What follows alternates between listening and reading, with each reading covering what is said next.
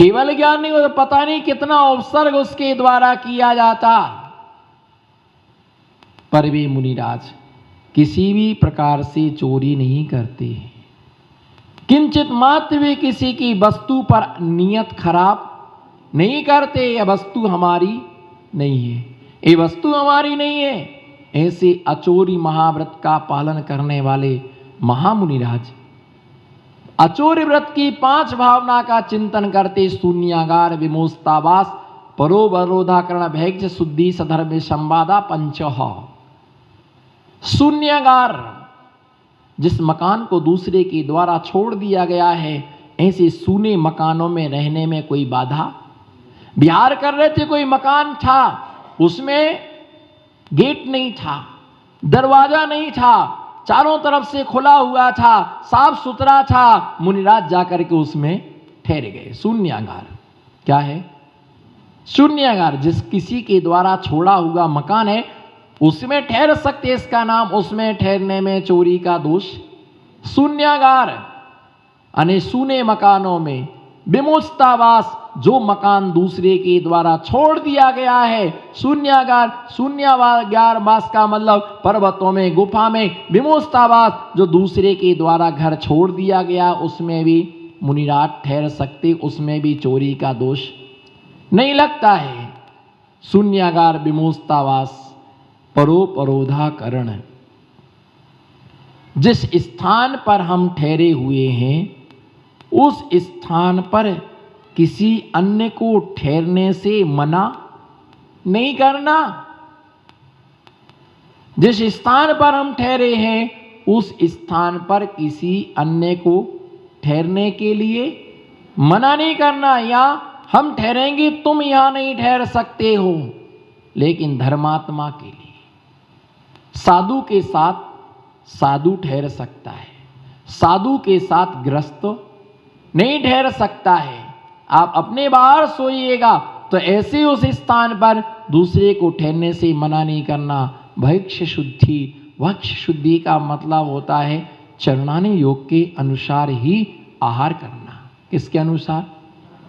जैसा शास्त्र में लिखा है उसके अनुसार ही आहारचर्या करना, जैसा जैसा शास्त्रों में बताया गया है। पर कोई कहे थोड़ा बहुत तो चलता है, थोड़ा बहुत तो नहीं, बिल्कुल नहीं चलता है। जितना हो सके उतनी शुद्धि का पालन करना। एक सामान कम लेंगे कोई बात नहीं, लेकिन अशुद्ध पदार्थ आहार में नहीं लेंगे। और श्रावक भी अपने विवेक से वो क्या देता है, और ध्यान रख करके चलो। सदे हुए श्रावक को इस चर्या का ध्यान रख करके चलना। क्या? मॉडर्न युग में मत मरो, मॉडर्न युग के लिए मत मरो। धर्म के लिए मरना धर्म है। बोलो, धर्म के लिए मरना धर्म है। कर्म के लिए मरना तो मरना ही है, उसका जीना क्या? आहार में आहार दो, आहार में आहार दो। आहार चौके में होता है, आहार कहीं होटल में नहीं होता है। आहार कहां होता है? आहार चौके में होता है, आहार होटल में नहीं होता है। चौके को चौका बना करके रखना। भैया, वो रक्षाबंधन के दिन मुनिराज को आहार में क्या दिया था? वो क्या दिया था? नहीं याद? हाँ बोलो, क्या दिया था? कहे की खीर दी थी वो है? कहे की खीर दी थी, चावल की। आप बहुत विद्वान हैं। रक्षाबंधन को चावल की खीर महाराज को आहार में दी थी। आप तो वहीं खड़े होंगे। नहीं, आपने चावल वहीं खड़े होंगे आप। उनके लिए बिया की खीर दी। कहे की खीर दी? बिया, सिमैया की खीर दी। और 23 तीर्थंकरों के लिए गाय की दूध से बना हुआ है ना, गाय की दूध से बनी हुई चावल की खीर दी। प्रथम तीर्थंकर भगवान के लिए इक्षु रस गन्ने के रस का क्या कराया? आहार कराया। एक चौके में गए, बोले महाराज जी मैगी। क्या? मैगी। बोले महाराज जी बर्गर। महाराज जी पिज्जा सोले का बनाया है। महाराज जी भेल है। ये क्या है सब? ये सब क्या है बताइए आप होटल के लिए चौके में लेकर के आए हैं। हम बच्चों के लिए कहते चाउमीन नहीं खाना है ना, ये मैगी नहीं खाना, ये नहीं खाना। वो बच्चा कह देगा महाराज जी आप भी तो आज चौके में मैगी खा करके आए, आप भी तो मैगी खा करके, आप भी तो पिज्जा खा करके आए। भैया ऐसे सामानों का नाम भी नहीं लेना, चौके में ऐसी सामग्री का नाम भी नहीं लेना। क्यों लेना? अरे खीर लाओ ना, बोलो एरी गुरु आया है, बोलो एरी। इस सखी के लिए बोलते एरी गुरु आया है। अरे मैं पद्म पुराण का शब्द बोल रहा हूं, इधर उधर से शब्द पकड़ के नहीं लाया हूं। जीवन के अंतिम सांसों तक जिनेंद्र भगवान की वाणी ही खरेगी। एरी गुरु आया, मुनिराज आया चौका में, दूध लाओ ना, खीर लाओ ना, गन्ने का रस लाओ ना, बादाम लाओ ना। आजकल की बहुएं तो कहेंगी मैगी लाओ ना, बर्गर लाओ ना, पिज्जा लाओ ना, भेल बना के लाओ ना। और महाराज जी से कहेंगे महाराज जी खाओ ना। क्या? महाराज जी खाओ ना। एक बाई आई बोले लस्सी, मेरी उम्र हो गई 80, अभी भी नहीं छूटी,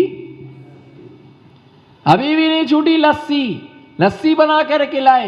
मैंने कहा क्या पीना है? मुनिराज छाछ पीते हैं। छाछ का आहार होता है। आचार्य ऋषिवार स्वामी ने सल्लेखना के समय में छाछ लेने का व्याख्यान किया है। वो नहीं लिख गए कि के समय लस्सी लेना। अरे भैया चौका को होटल मत बनाओ, चौका को हमने तो इतना बनाया, महाराज जी ने लिया ही नहीं। अब तुमने बनाया क्या? तुमने हमारे हिसाब से बनाया कि अपने हिसाब से बनाया? भैया ये ध्यान रख करके चलना। ये क्या है? ये चौका है। बोलो ये कोई मजाक नहीं है, ये कोई हंसी नहीं है। ये चौका है, ये चौका कहलाता है। भैया ध्यान रख के चलना। चौके में ऐसी सामग्रियों का नाम भी नहीं लेना ऐसी सामग्रियों के लिए। अरे दूध, एरी दूध लाओ। अरे भैया जल्दी दूध लाओ, मालपुआ लाओ। बोलो हाँ, अब नहीं बोल पाएंगे। पिज्जा के नाम पर तो चेहरा गुलाब की तरह खिल गया था। ढोकला का नाम लेती ठोकला हो गया। अब बोलो मालपुआ लाओ। कौन लगाए? मालपुआ लाएंगे तो पैसा लगेगा। पिज्जा में क्या लगता है? पिज्जा क्या लगता है? पिज्जा में क्या लगता है? चाउमीन में क्या लगता है? बना दिया आटे का। मालपुआ बनाएंगे तो क्या लगेगा? बोलो मालपुआ बनाएंगे तो, इधर उधर मत देखो, कहीं नहीं बिक रही है। मालपुआ बनाएंगे तो घी लगेगा। पुड़ी से ज्यादा डबल घी लगता है। झूठी नहीं, वो सही सही बोलो। पुड़ी बनने से ज्यादा घी लगता है मालपुए में, और गुलाब जामुन से ज्यादा चाशनी लगती है ना? मालपुए में चाशनी लगती है। मालपुआ लाओ, मालपुआ बना करके दो। अरे क्या इज्जा पिज्जा खिलाते हो? पिलाना है छाछ पिलाओ, नारियल का दूध पिलाओ, ये ऐसे शुद्ध पदार्थ लेकर के आओ। उनके लिए बिया की खीर दी, एनी का की मैगी लाओ। भैया चौका है। क्या है? चौका होता है। तो भैक्ष शुद्धि का मतलब होता है आगम के अनुसार जो होता है ऐसा भोजन मुनिराज आहार में लेते हैं, ऐसा आहार मुनिराज करते हैं। तो भैक्ष शुद्धि जैसा शास्त्रों में लिखा वैसा आहार लेते हैं। चौका होता है। बोलो क्या होता है? चौका होता है। और चौके में मन शुद्धि, वचन शुद्धि, काय शुद्धि, आर्जन शुद्ध है। खाली दाल रोटी सब्जी बना लेने का नाम क्या नहीं होता है? चौका नहीं होता है। और चौका लगाने से पहले हमें दूसरे के चौके में देखना पड़ता है कि हमें क्या देना, कैसे देना, क्या चलता, क्योंकि 24 घंटे में, बोलो 24 घंटे में एक बार साधु की चर्या होती है। साधु बार बार आहार नहीं करता है। आपका क्या है? आपका तो पता ही नहीं कितने बार, जितने बार मिल जाए उतनी बार अर्घम निरपामती, अर्घम निरपामती। जब मिला तब अर्घम निरपामती स्वाहा, जब मिला चंदापुर जिनेंद्र अर्घम निरपामती स्वाहा। डॉक्टर ने बताया हर घंटे में खाते रहो। तो साधु की चर्या है, ये चौका है। वैक्ष शुद्धि आगम के अनुसार साधर्मी, साधर्म आविसंवाद, साधर्मियों से विसंवाद नहीं करना, विवाद नहीं करना, साधर्मियों में मेरे तेरे का भाव नहीं करना, मिल करके रहना, इसका नाम क्या है? इसके लिए साधर्म विसंवादा पंचो, धर्मात्मा जनों से विसंवाद नहीं करना। ये अचोरी महाव्रत की 5 भावना है। ऐसे महामुनिराज इन व्रतों का अच्छी तरह से क्या करते हैं? पालन करते हैं, इन सब की आराधना करते हैं भक्ति के साथ, है ना, पूर्ण निर्दोष रीति से। किसी भी प्रकार का दोष वो अपने व्रत में नहीं लगाते हैं। यदा कदाचित किसी भी प्रकार से अगर दोष लग जाता है तो उस दोष का वो क्या करते हैं? प्रतिक्रमण संपादित करते हैं। क्या करते हैं? प्रतिक्रमण संपादित करते। अगर अज्ञानता से हो गया तो प्रायश्चित लेते हैं, पश्चाताप करते हैं, और उस जो व्रत में दोष लगा उसको निर्दोष बनाने की क्या करते हैं? निर्दोष बनाने का पुरुषार्थ करते हैं। ऐसी निरंतर अपन को भावना रखना, और ऐसी भावना रखना कि हम भी इस अचोरी महाव्रत का क्या करें? पालन करें। अचोरी महाव्रत के पालन करने से हमारी आत्मा पावन और पवित्र होती है। इसी मंगल भावना के साथ जय बोलो पंच परमेष्टि भगवान की। आचार्य पूज्य पाद स्वामी ने चारित्र भक्ति के अंतर्गत 7वें नंबर के छंद में तृस्सा सप्त गुप्त सुमनो भाषा निमित्तोदया पंचेन्द्रियादि समस्या समितिया पंचाव्यत्यन्यपि। आचार्य महाराज ने 5 महाव्रतों के विषय में बतलाया था। अहिंसा महाव्रत, सत्य महाव्रत, अचोरी महाव्रत के विषय में हमने ये विषय देखा था कि जो अचोरी महाव्रत है, बिना पूछे किसी की वस्तु को हाथ नहीं लगाना, बिना पूछे किसी की वस्तु को उठाना नहीं, बिना पूछे किसी की वस्तु को लेने का भाव नहीं बनाना। जिसका वह स्वामित्व जिसके पास में है वह वस्तु उसकी कहलाती है। ऐसे महामुनिराज मन से, वचन से, काय से, कृत कार्य से, परद्रव्यों से ममत्व भाव का वो त्याग करते हैं और उन्हें आवश्यकता नहीं है अन्य किसी वस्तुओं की। ऐसे अनेक प्रकार के दृष्टांतों के द्वारा सिद्ध हुआ था। मुनिराज कभी किसी पर चोरी का इल्जाम नहीं लगाते, पर मुनियों पर किसी ने चोरी का इल्जाम लगाया। आखिर में एक ऐसा समय आया कि वो सकल भूषण नाम के महामुनिराज, है ना, स्त्री के देवी के उपसर्ग के द्वारा उन्होंने परम केवल ज्ञान के लिए प्राप्त कर लिया। तो ऐसे महाव्रती मुनिराज अपने व्रतों का निर्दोष रीति से पालन करते हैं। चौथा जो व्रत है, चौथा ब्रह्मचर्य महाव्रत। ब्रह्मचर्य, ब्रह्म शब्द का अर्थ होता आत्मा। ब्रह्म माने, ब्रह्म शब्द का अर्थ होता है आत्मा, और चर्य शब्द का अर्थ होता है कि उसके अंदर विचरण करना, अथवा चर्य शब्द का अर्थ होता है कि ऐसे भोगों का त्याग जो अपनी आत्मा के साथ में रमण करता है, उसी का यह उत्तम ब्रह्मचर्य धर्म आचार्यों ने कहा गया है कि उत्तम ब्रह्मचर्य धर्म है जिसका पालन मुनिराज किया करते हैं। निश्चित मान करके चलो कि आप अकेला अवतरे, मरे अकेला होए, यूं कब इस जीव को साथी सगाना। कोई कितना बड़ा भी परिवार हो, कितना जनों का भी समूह हो, लेकिन जो शांति एकांत में मिलती है वो सबके बीच में शांति नहीं मिलती है। कितने भी लोगों के साथ में रमण कर लो, जिस जिसके साथ में किया है रमण, बोलो जिस जिसके साथ में किया है रमण, उसने किया है संसार में, उसने किया है संसार में परिभ्रमण। और जिसने किया है अपनी आत्मा के साथ में रमण, है ना, उसने मिटाया है संसार का परिभ्रमण, उसका संसार का परिभ्रमण मिट गया। चैतन्य का भोग ब्रह्मचर्य है, चैतन्य का भोग ब्रह्मचर्य है। अंत में जाकर के भोगों के सामने सबने अपने घुटने टेक दिए, भोगों के सामने सबने अपने घुटने टेक दिए।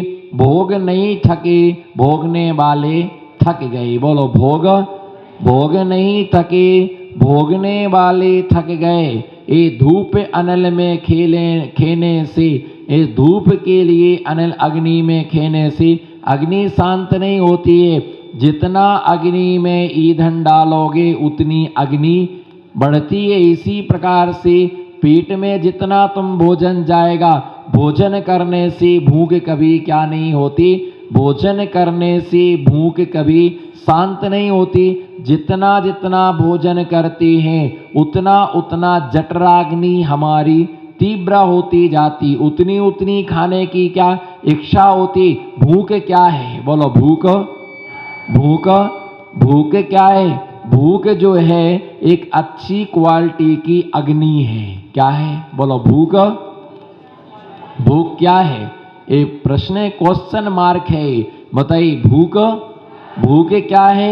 एक अच्छी क्वालिटी की क्या है? अग्नि है। जैसे अग्नि में कुछ कागज डालते तो बस में हो जाता है, इसी प्रकार से कोई भी तेल डालो तो और भड़क उठती है। तो जैसे अग्नि में तेल काम करता है वैसे ही हमारे पेट में पानी काम करता है। जैसे ही 2 रोटी जाती है तो जठराग्नि और बढ़ती है, और खाया तो और बढ़ती है। और ये क्या है, आज तक किसी की भूख क्या नहीं हो सकी, शांत नहीं हो सकी। इसी प्रकार से अग्नि कभी भी शांत नहीं होती।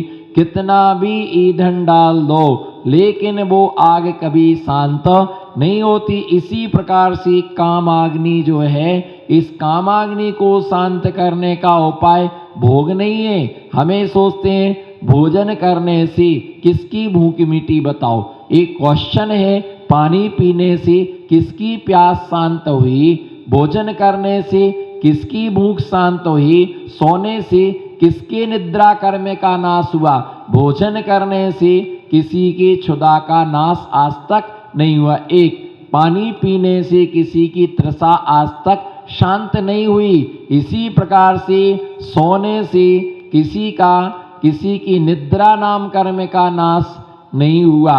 इसी प्रकार से क्या है, कंबल ओढ़ने से शीत का नाश नहीं हुआ, और पंखा चलाने से किसी की ठंडी का ना गर्मी का नाश नहीं हुआ, है ना। इसी प्रकार जितने ओढ़ते जाओ उतना, ये सब बचने के उपाय हैं।